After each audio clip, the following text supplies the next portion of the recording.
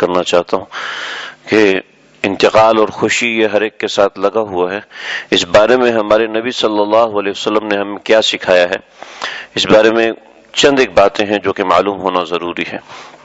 سب سے پہلے جب کسی شخص کا انتقال ہو جاتا ہے تو اس کا حق ہے کہ اس کی جنازہ پڑھی جائے، اور اس کا حق ہے کہ اس کو قبرستان تک پہنچایا جائے. تو جنازہ پڑھنے کا ثواب نبی کریم صلی اللہ علیہ وسلم نے فرمایا کہ جو شخص کسی کی جنازہ پڑھتا ہے تو وَلَهُ قِرَاطٌ، اس کے لیے قرات ہے، اور جو اس کو قبر تک پہنچاتا ہے تو وَلَهُ قِرَاطَيْن، اس کے لیے 2 قرات ہیں.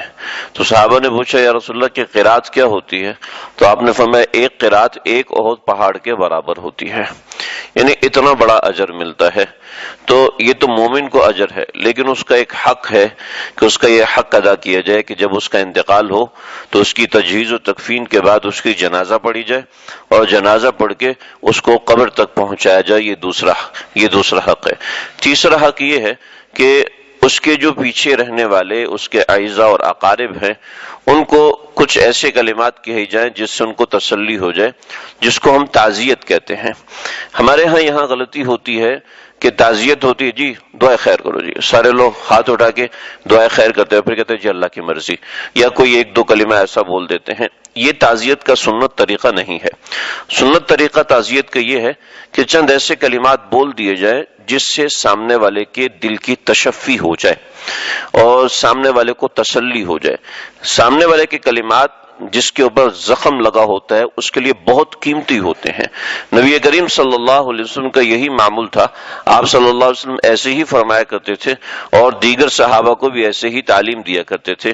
جیسے کہ ہمارے اکابرین کا بھی طرز رہا کہ جب کسی ایسے شخص کا انتقال ہو جاتا ہے اور اس کے اعزاء و اقارب وہ شخص بوڑھا ہوتا ہے تو نبی کریم صلی اللہ علیہ وسلم نے سکھایا ہے کہ جو شخص ایسی حالت میں انتقال کرتا ہے کہ جس کے بال سفید ہیں اور وہ مسلمان بھی ہے تو فرمایا کہ ان اللہ یستحی ان اعذب ذات شیبۃ فی الاسلام. حدیث قدسی ہے کہ اللہ فرماتے ہیں کہ مجھے ایسے شخص کو عذاب دیتے ہوئے، ایسے شخص سے امتحان لیتے ہوئے مجھے حیا آتی ہے، میرے فرشتوں کو حیا آتی ہے ایسے لوگوں سے سوال کریں کہ جو بوڑھے ہو کر انتقال ہو. اور فرمایا کہ سب سے خوش نصیب آدمی وہ ہے کہ جس کا انتقال اس حالت میں ہو کہ وہ مسلمان ہو اور بوڑھا ہو، یعنی ایمان کی حالت میں بڑھاپا پائے اور اس حالت میں اس کا انتقال ہو. بڑھاپے سے یہ مراد ہے کہ بڑھاپا، کمزوری یا سفید بال. تو جس کو اللہ نے یہ نعمت دے دی، یہ بہت بڑی بات ہے.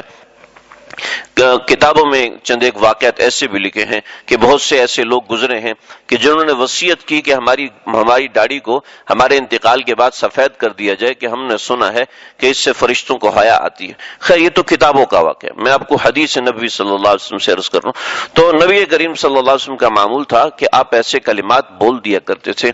ہمارے ہاں تعزیت میں یہ ہوتا ہے، ہوتا رہتا ہے تعزیت کے اندر عام طور پہ لوگ بیٹھ کر حکومت کے بارے میں باتیں کرتے ہیں، اس لیے کہ رشتہ داروں کو عام طور پر مصروفیات ایسی ہوتی ہیں کہ ملنا جلنا نہیں ہوتا.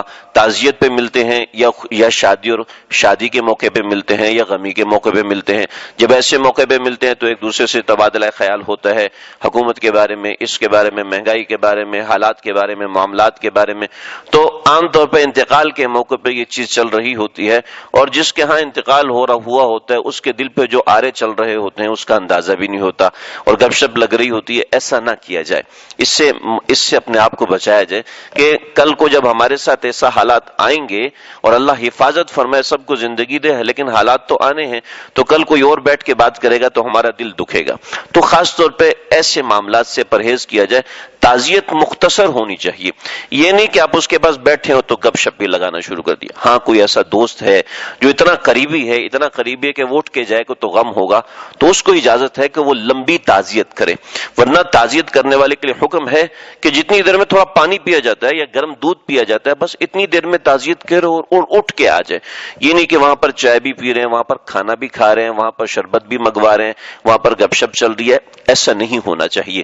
اور عام تعزیت میں ہوتا ہے جی سارے لوگ دعا کرو، تعزیت میں دعا کرنی چاہیے، ہم ابھی بھی کریں گے انشاءاللہ، اصالہ ثواب بھی کریں گے انشاءاللہ، لیکن تعزیت میں چند کلمات بولنے ہوتے ہیں جس سے سامنے والوں کو تسلی ہو، اور اگر یہ نہیں بول سکتے کوئی بات نہیں، اس سے گلے مل لیں جس سے اس کو تشفی ہو جائے گی، بس دو چار باتیں کہتے بھی اللہ کی مرضی، بہت افسوس ہے، غم ہے، اتنا کہہ دیا، ورنہ اتنا کہنے کی بھی ضرورت نہیں، تعزیت ہوگی، اس شخص سے مل لیا تو تعزیت ہوگی، صرف مل لینے سے تسلی ہو جاتی ہے، مسلمان دوسرے کے کندھے پہ جب کندھا رکھ لیتا ہے تو اس کو تشفی ہو جاتی ہے، تسلی ہو جاتی ہے۔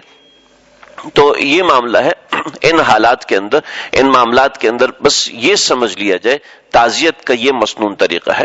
اس کے بعد چوتھی چیز ہے ایصال ثواب، کہ دنیا سے جو بھی شخص چلا جاتا ہے، بعض روایتوں میں آتا ہے جو قبر میں چلا جاتا ہے تو اس کو ایصال ثواب کی ایسی ضرورت ہوتی ہے جیسے کہ ریگستان میں کسی پیاسے کو پانی کی ضرورت ہوتی ہے، تو ایصال ثواب کی ضرورت ہے۔ اور ایصال ثواب کے اندر بنیادی بات سمجھ لیں، ہم لوگ کہتے ہیں کوانٹٹی ہو جائے، 10 قرآن مجید، 20 قرآن مجید، اللہ کے ہاں اس کی کوئی ضرورت نہیں ہے، اللہ کے ہاں ضرورت ہے کوالٹی کی، کہ اگر آپ ایک سبحان اللہ پڑھیں، اللہ اس کی قیمت، سبحان اللہ تملأ المیزان، سبحان اللہ ایسا ہے جو سارے میزان کو بھر سکتا ہے، ایک سبحان اللہ میں اتنی طاقت ہے۔ تو ہم کہیں جی ہم 20 پارے پڑھیں، 30 پارے پڑھیں، 40 قرآن مجید پڑھیں، 50، نہیں، ایسا نہیں ہے۔ اللہ کے ہاں جو اولاد پڑھے گی وہ سب سے بڑھ کر ہے، جو دوسرے پڑھیں گے وہ اس سے کمتر ہے، اس لیے کہ جو بیٹے کو درد ہے، جو بھائی کو درد ہے، جو ماں کو درد ہے، وہ کسی اور کو ہو نہیں سکتا، چاہے کوئی کتنا ہی نیک کیوں نہ ہو۔ تو ایصال ثواب میں کوانٹٹی نہیں دیکھیں، کوالٹی دیکھیں۔ لمبی لمبی دعائیں، 50 لوگ دعائیں کر رہے ہیں، اس کی بجائے اگر ایک بندہ ہی درد سے دعا کر لے تو اس بندے کے لیے کافی ہے۔